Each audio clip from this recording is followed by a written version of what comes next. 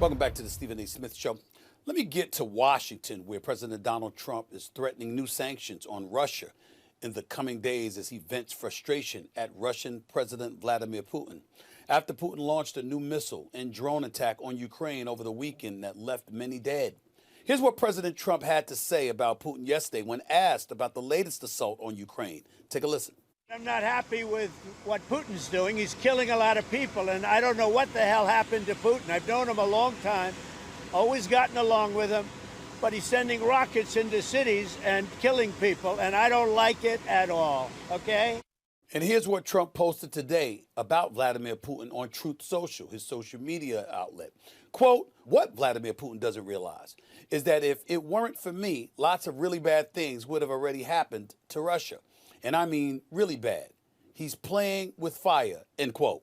Meanwhile, Democratic and Republican lawmakers are lobbying Trump to significantly ratchet up U.S. sanctions after the weekend attacks. However, Trump has said privately he is concerned that new sanctions could push Russia away from peace talks, end quote. First of all, let's call this what it is. That's an utterly ridiculous statement by a president of the United States. You're concerned about antagonizing Vladimir Putin and him becoming a bit more volatile? What are you talking about? What else does he have to do? What else does he have to do? Ladies and gentlemen, I'm not a historian, and I'm not asking you to look at me as an historian, but can we be honest and forthcoming about what has been transpiring over the last couple of decades or so, at the very least? You got to remember, since the dissolution of Russia, of the old Soviet Union, rather, in 1991, after Reagan told Gorbachev, tear down that wall and all of this other stuff. Remember, the Soviet Union has never been what it once was. And that pained very, very few people on the planet more so than Vladimir Putin. It's been his mission for the rest of his life since that period of time to reclaim territory and land that he believes belongs to the Soviet Union. I mean, I read some of these articles around here just from an historical perspective about the kind of stuff this man is fixated on, and it gets pretty damn scary. I mean, if you remember when Bill O'Reilly told me to look up the Yalta Conference, and he talked about Harry Truman, he talked about the United States, and he talked about Winston Churchill and Great Britain, and he talked about Stalin, Joseph Stalin, and Russia. How ultimately they were supposed to agree upon some things in the aftermath of World War II, and that Stalin essentially reneged and ignored it. They thought that it was going to be about democracy. They thought that it was going to be about the three of them coming together and positioning themselves to police the world in a relatively democratic fashion. But Stalin wasn't going for it because he had his eyes set and his heart fixated and his soul fixated on the Soviet Union, on Russian dominance, not just in their parts, but throughout Europe. Well, we fast forward all of these years later, what does it look like with Putin right now? Except in Stalin, one could argue it was greed. In the case of Putin, he has the mentality, this is stuff that belongs to us. Just like when we took over Crimea in 2014. We believe that's ours. Ukraine is ours. Poland is ours. Finland is ours. 14 other different countries, ours. We believe that belongs to us. And we're coming back to reclaim it. Everything that he's doing said so. We don't have to worry about his words. We're looking at his actions. We're looking at his actions.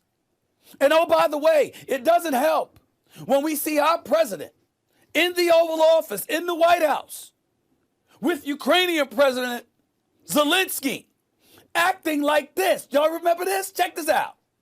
During the war, everybody has problems. Even you, but you have nice ocean and don't feel now, but you will feel it in the future. God bless. You don't know that. God bless. God bless. You will not have a war. Don't tell us what we're going to feel. We're trying to solve a problem. Don't tell us what we're going to feel. I'm not telling you. Because you're in no position to dictate that. Remember this. Exactly you're in no position to dictate what we're going to feel. We're going to feel very good. You will feel influence. We're going to feel very good and very strong. You will feel influence. You're right now not in a very good position. You've allowed yourself to be in a very bad position, and he happens to be right about it. From the very beginning of the war. You're not in a good position. You don't have the cards right now. With us, you start having not cards. playing cards. Right now, you don't. I'm very You're playing serious, cards. Mr. President. You're I'm playing very cards. serious. You're I'm gambling the with the president lives in of war. millions of people. You think- You're gambling with World War What do you- III. what do you You're speak gambling about? with What do you World speak War about? III. You see how we got distracted?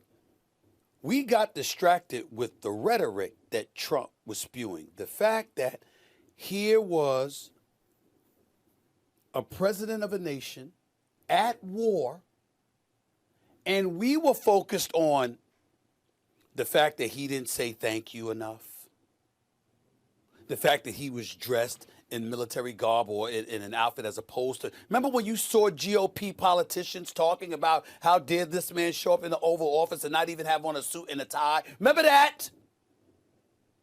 While his country was being bombed? Remember that? And then we're talking about Trump and we're saying, oh my goodness, the respect or the lack thereof. Did you have to have this man on national TV embarrassing him like that? We're caught up in the wrong kind of stuff.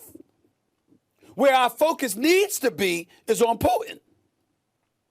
I'm reading from some articles here. Russia's territory has greatly diminished from the time when Moscow controlled 1/6 of the planet's surface, including Finland, Poland, and 14 other currently independent countries. This is based on an article in the Wall Street Journal just from a couple of years ago. June of 2022 to be exact. Are we not paying attention? Do we not see what's going on here? The man's not playing. 14 independent countries, plus Poland, plus Finland, okay? Estonia, throw them in there. Montenegro, who Trump lamented, should American soldiers be dying over fights in Montenegro? That's what he said in 2018, if I remember correctly. This is what the former president, the 45th president, who's now the 47th president, said at that particular moment in time. And we're focused on what? Exactly. Words, verbiage, tweets, how somebody's dressed, whether or not they said thank you enough and showed enough gratitude.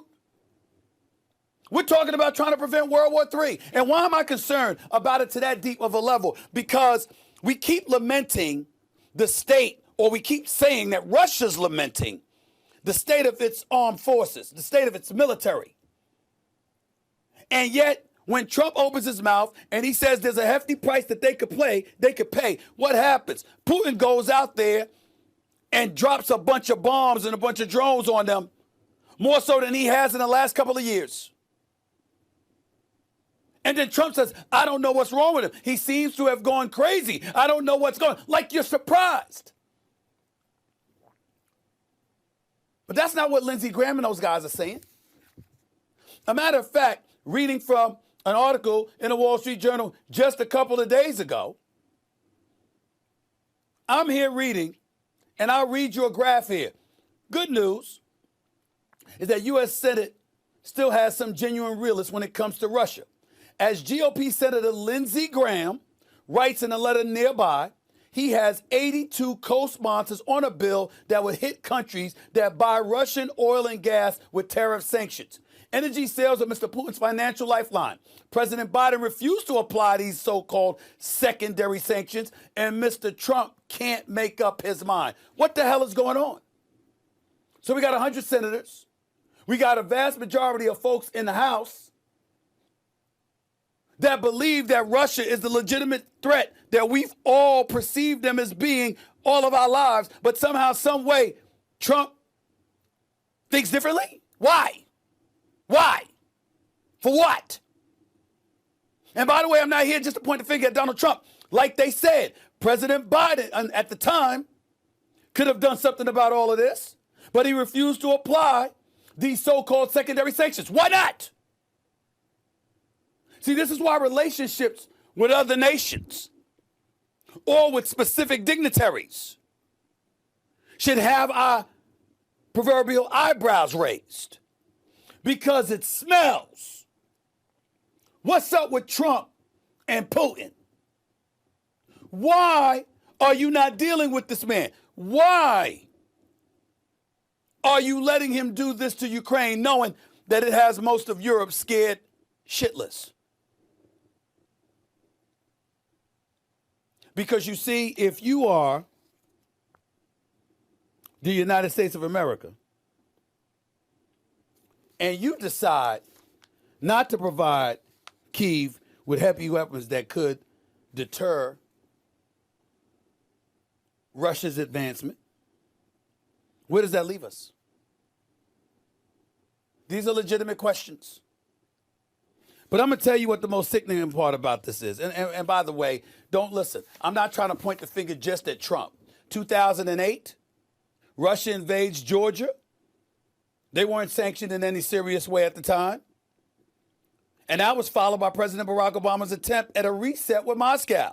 In 2014, intervention in Donbass, Ukraine.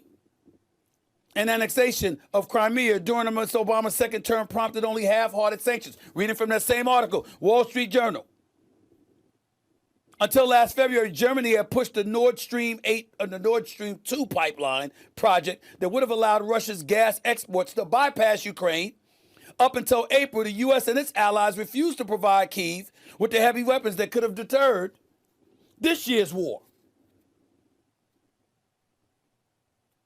Where does that leave us? Because I'm seeing a lot of people scared because they know that Putin's not playing, and if Putin gets a little bit, he's going to keep going, he's going to keep going, and he's going to keep going.